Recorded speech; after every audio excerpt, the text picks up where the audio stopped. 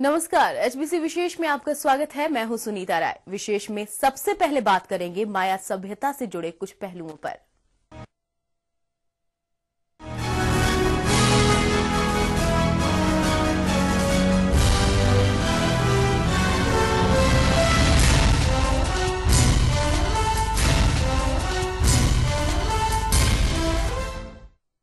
इक्कीस दिसंबर 2012 वो दिन था जिसने अंधविश्वासियों में खौफ भर दिया था।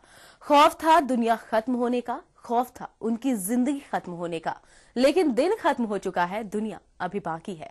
चलिए आपको बताते हैं कि आखिर 21 दिसंबर के दिन क्या क्या किया लोगों ने खुद को बचाने के लिए।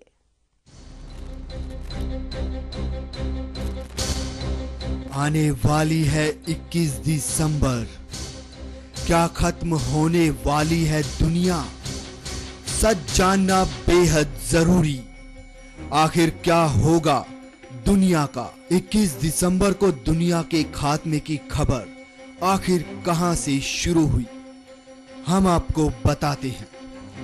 दरअसल इन अफवाहों की जड़ में माया सभ्यता का 5175 साल का कैलेंडर है, जो 21 दिसंबर को खत्म हो रहा है। तो कुछ अन्य लोग एक ग्रह निब्रू के इस दिन पृथ्वी से टकराने की आशंका जता रही हैं, तो कुछ अन्य सूरज की लपटों से पृथ्वी के खाक हो जाने की अफवाहें फैला रहे हैं। एक 900 फीट चौड़ा छोटा तारा नीरू धरती से टकराने को है, इससे पृथ्वी तबाह हो जाएगी। कयामत जैसे हालात पैदा होंगे, कहीं बाढ़ आएगी, कहीं हिमयुग जैसे हालात पैदा होंगे, तो कहीं ज्वालामुखी का लावा फटेगा। माया सभ्यता का कैलेंडर 21 दिसंबर को खत्म हो रहा है, यानी इसी दिन पृथ्वी का खात्मा तय है। सूर्य की अचानक बढ़ी लपटें धरती को जला डालेंगी। लेकिन इस खबर को अफवाह बताने वालों का कहना है कि किसी भी अनजान ग्रह या उल्का पिंड के पृथ्वी की ओर आने के संकेत नहीं है। हम अंतरिक्ष की घटनाओं पर लगातार नजर बनाए हैं।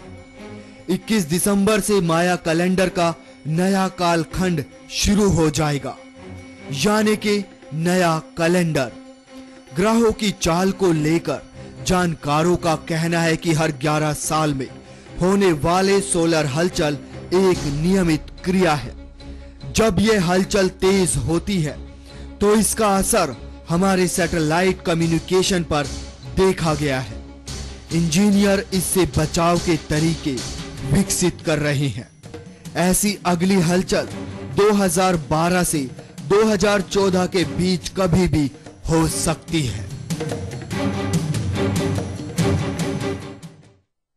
21 दिसंबर को खत्म नहीं हुई जिंदगी, ये हमने आपको पहले ही हमारे एक खास प्रोग्राम में बताया था कि जिंदगी अभी बाकी है।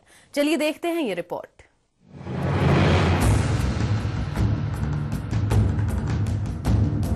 दिसंबर को दुनिया में प्रलय आने की खबर के मामले में भारतीय ज्योतिष शास्त्र की दलील अलग ही है। देश के सबसे बड़े जूना अखाड़ा पीठाधीश्वर स्वामी अवधेशानंद गिरी बताते हैं कि प्रलय की कोई तारीख तय नहीं। कलयुग की अवधि 4,32,000 साल है। इसे अभी 5100 साल ही हुए हैं। ये 3102 ईसा पूर्व शुरू हुआ था। ऐसे में दुनिया खत्म होने की सारी खबरें बेबुनियाद हैं। चिंतित होने की बजाय संसार को नए दिन के स्वागत की तैयारी करनी चाहिए। वहीं बाइबल में भी खात्मे का कोई जिक्र नहीं है। डैनबर्न स्थित अर्नस्टीन इंस्टीट्यूट के प्रोफेसर डॉक्टर जैरेड स्काउट बताते हैं कि बाइबल में कहीं भी पृथ्वी के खत्म होने का जिक्र नहीं है। इस बारे में सभी दावे झूठे हैं। तो इस्लाम के मुताबिक कहीं भी कयामत की तारीख नहीं है। मशहूर इस्लामी विद्वान मौलाना वहीदुद्दीन खान बताते हैं कि कुरान में कहीं भी कयामत की कोई तारीख तय नहीं है। 7वें सूरे की 187वीं आयत में साफ कहा गया है कि ये अचानक होगा। 20वें सूरे की 15वीं आयत कहती है कि मैंने कयामत को छिपा रखा है, इसका मतलब है कि कोई नहीं जानता कि दुनिया कब खत्म होगी।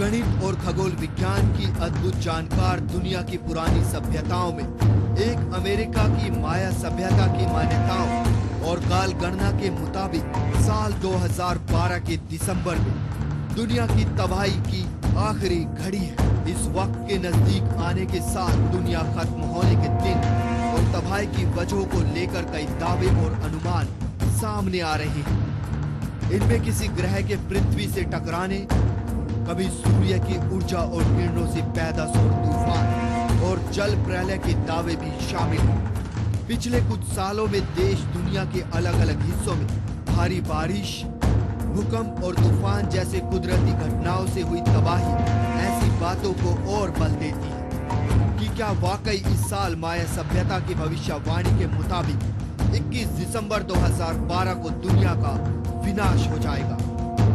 इन दावों का पुख्ता आधार खोजने की कोशिश करें तो खास तौर पर रहने जीने यहाँ तक कि मृत्यु को भी सुधारने के सबक से भरे हिंदू धर्म ग्रंथों में लिखे प्रलय के संकेतों के आगे दिसंबर 2012 में कयामत के दिन का दावा कमजोर साबित होता है। इस संबंध में हिंदू धर्म ग्रंथ श्रीमद् भागवत महापुराण में लिखी प्रलय के दौरान होने वाली घटनाओं और बनने वाले हालातों को जान आप स्वयं भी अंदाजा लगा सकते हैं कि विनाश के सारे दावों में कितना सच है।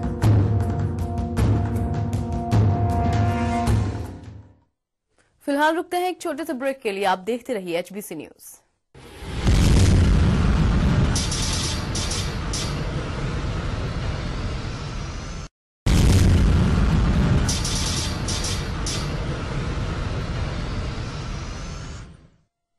ब्रेक के बाद आपका स्वागत है।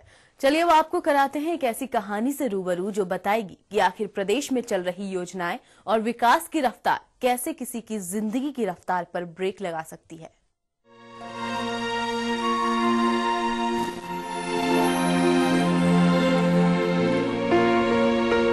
उम्र के अंतिम पड़ाव की तरफ बढ़ रहे ये कदम न जाने कब तक इस बुजुर्ग का साथ दे पाए, इसके लाचार हो चुके शरीर का बोझ उठा पाए। ऐसे में बस यही दुआ की जा सकती है कि इसका बुढ़ापा अच्छे से बीते और 2 वक्त की रोटी के साथ सर पर छत रहे। सरकार भी ऐसा ही करने के दावे करती है।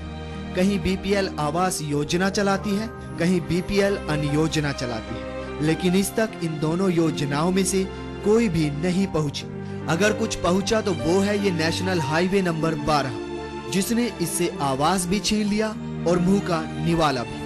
क्यों हुआ ऐसा, बताने से पहले सुनते हैं कि आखिर जिंदगी के अंतिम पड़ाव से गुजर रहे बुजुर्ग मेघा भील का क्या कहना है। थोड़ी मने घर बना दो, लामे पियो हूँ, रात में ठंड लगे न कोई दड़ी दरी को नहीं।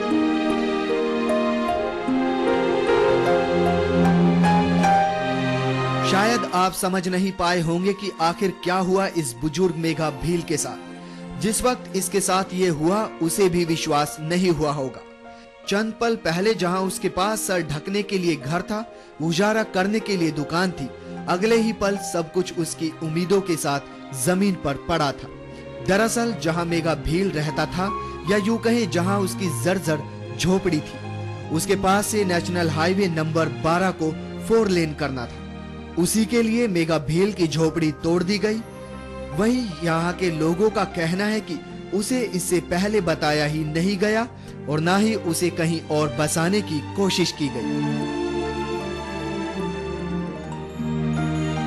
कर रहे थे तो 4 लेन वालों ने हटा दिया यहाँ से, और अभी यूं बड़का बड़का फर रहा है, सामान वामान बिखरा पड़ा है दुकान का पूरा ही।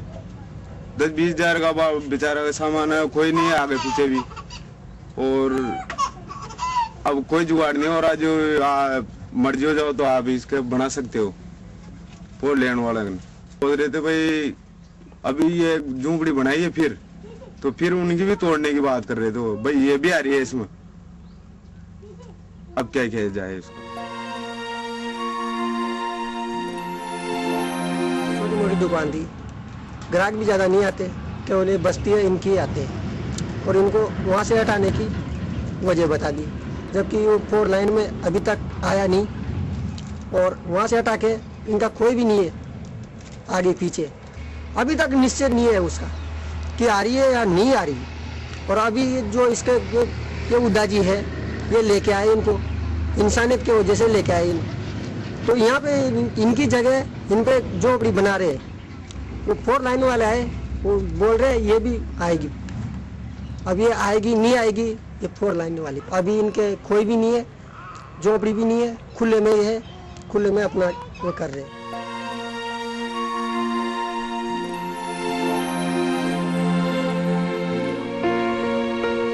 आखिर मेगा भील की इस हालत का जिम्मेदार कौन है? वो कंपनी जिसने इस बुजुर्ग को बेघर कर दिया, या सरकार जिसकी योजनाएं इस तक पहुंचती पहुंचती कहीं खो गई? फिलहाल तो इस बुजुर्ग मेगा भील का घर कहीं खो गया है, कब तक मिलेगा पता नहीं, लेकिन इसके घर के सामान को उड़ा नाम के भले आदमी ने अपने पास रख लिया है। इसने यही दुकान का ही काम करते रहे, बोल इनके बीच में नहीं आई थी, उस साइड में थी। अच्छा, बाकी इसको कोई लेना देना नहीं, एकदम अचानक आके कोई ऑर्डर नहीं दिया, जाओ भाई इसको हटाओ हटाओ इसको, अचानक आकर एकदम ही आगे इसको तोड़ फोड़ करने लगे।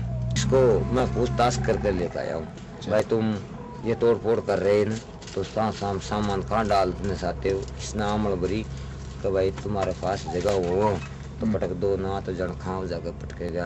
वहाँ रोमान बालाजी से वहाँ तो जंगल है, वहाँ मैं रह नहीं पाऊंगा। तो मैं उस तरीका से ये सामान ला के मैंने यहाँ डाल।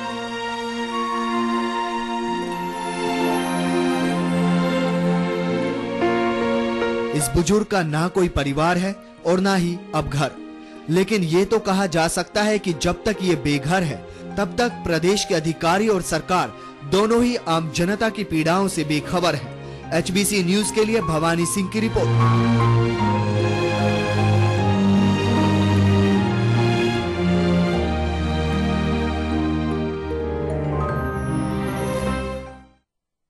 यहाँ रुकते हैं एक और छोटे से ब्रेक के लिए। आप देखते रहिए HBC विशेष।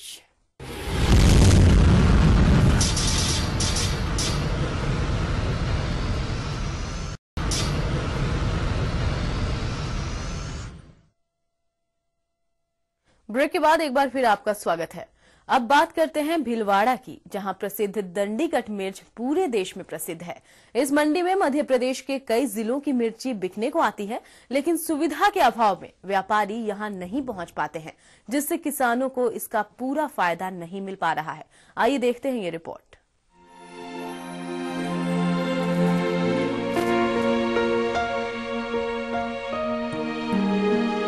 जहां एक और सरकार कृषि क्षेत्र से जुड़े रोजगारों को बढ़ावा देने के बड़े बड़े दावे करती है, वहीं भीलवाड़ा मिर्च मंडी प्रशासनिक अनदेखी के चलते बदहाली का शिकार हो रही है। रतलाम की मीठी मिर्च यहां बिकने के लिए आती है। रतलाम में आदिवासियों द्वारा मिर्च के बिट तोड़ने का काम किया जाता है, क्योंकि वहां मजदूर सस्ते मिल जाते हैं, जबकि दूसरी जगह मजदूरों की रेट्स काफी ज्यादा है। इसलिए इस मंडी में मध्य प्रदेश के मंदसौर, धार, जबुआ, रतलाम और नीमच सहित कई जगहों की मिर्ची भीलवाड़ा की इस मंडी में रोजाना तकरीबन 800 से 1000 बोरी बिकने के लिए आती हैं। MP से भीलवाड़ा पास होने की वजह से किसान यहां मिर्ची बेचकर वापस चले जाते हैं, लेकिन सुविधाओं के अभाव के चलते व्यापारी यहां नहीं पहुंच पाते हैं, जिससे किसानों को इसका पूरा फायदा नहीं मिल पाता। पुरानी मंडी होने के बावजूद भी सरकार यहां सुविधा उपलब्ध करवाने में विफल रही है।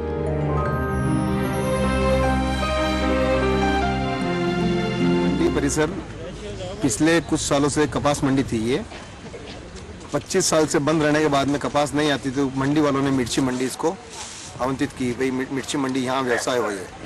मध्य प्रदेश के किसान यहाँ मिर्ची लाते हैं, सभी किसानों में माल आता है यहाँ पे, और ऑक्शन लगता है, नीलामी से माल बिकता है यहाँ पे। और इस मंडी परिसर में आने के बाद में न तो यहाँ पे कोई कुछ भी किसी प्रकार से कोई फैसिलिटी नहीं है, मतलब यूँ न तो यहाँ पे नालियाँ हैं, न रोड है, न लाइटें हैं, न पीने के लिए पानी है। उसके बावजूद भी मंडी वाले हमारे से कहते हैं हमारे को रेवेन्यू जमा कराओ। रेवेन्यू जमा कराया तो माल परिसर में ही हम जमा करा रहे, कोई तकलीफ नहीं उसमें, लेकिन